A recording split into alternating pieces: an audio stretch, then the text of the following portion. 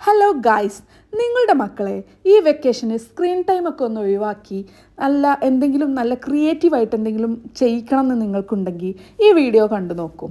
ഒരു 30 ഡേയ്സ് കിഡ്സിൻ്റെ പ്ലാനുമായിട്ടാണ് ഞാനിവിടെ വന്നിരിക്കുന്നത്.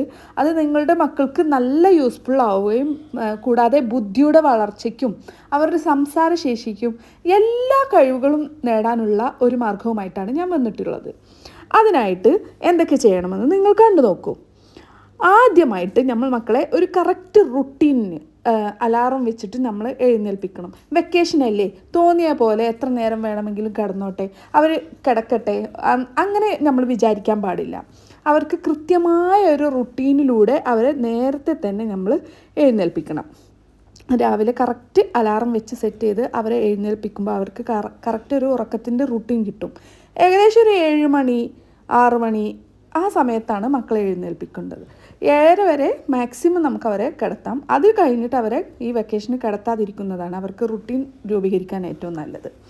അതിനുശേഷം നമ്മൾ അവർക്ക് മോർണിംഗിൽ നമ്മൾ രാവിലത്തെ പ്രഭാത കാര്യങ്ങളൊക്കെ കഴിഞ്ഞതിന് ശേഷം നമുക്ക് അവർ ചെറിയ സ്റ്റോറി ബുക്സൊക്കെ വാങ്ങി വെക്കുക. കളിക്കുടുക്കയോ അല്ലെങ്കിൽ കുറച്ച് വലിയ കുട്ടികളെ അതിലേറെ വലിയ ബുക്കൊക്കെ വാങ്ങിയിട്ട് അവരെ കൊണ്ട് ചെറിയ സ്റ്റോറി വായിപ്പിക്കുക.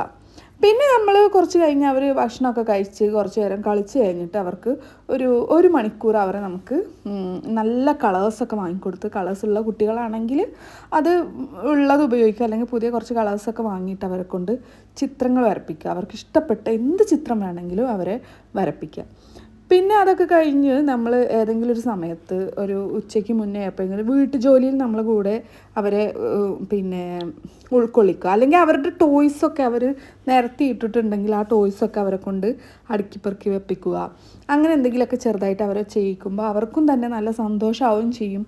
ഈ അടുക്കും ചിട്ടയൊക്കെ അവർ പഠിക്കുകയും ചെയ്യും. അല്ലെങ്കിൽ നമ്മളെ കൂടെ പച്ചക്കറി അരിയാനോ അങ്ങനെ എന്തെങ്കിലുമൊക്കെ ചെയ്യാം.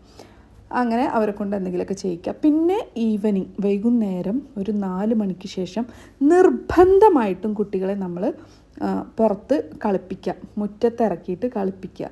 അത് എന്ത് വേണമെങ്കിലും സൈക്ലിങ് ചെയ്യാം, അവർ ഓടി കളിക്കുക, പണ്ടൊക്കെ കളിക്കുന്ന പോലെ സാറ്റ് അങ്ങനത്തെ കളികളാവാം. അല്ലെങ്കിൽ അവർ നമ്മുടെ വീടിൻ്റെ അടുത്ത് വല്ല ഗ്രൗണ്ടൊക്കെ ഉണ്ടെങ്കിൽ സേഫ് ആണെങ്കിൽ നമ്മൾ ആ ഗ്രൗണ്ടിലൊക്കെ അവരെ വിടാം.